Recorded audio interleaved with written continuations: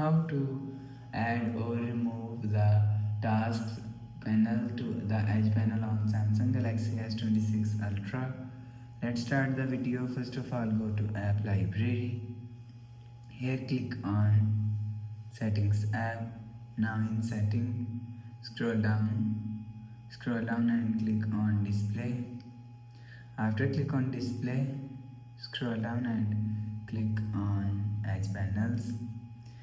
Make sure turn on edge panel button. After turn on edge panel button, click on panels. If you want to add task panel to edge panel, click on task panel. You will see task panel is add on edge panel. If you want to remove task panel to edge panel, click on task panel. You will see task panel is remove on task edge panel. So you will add or remove text panel from here. After the process, go back to home screen. So that's how you can add or remove task panel to edge panel on Samsung Galaxy S26 Ultra.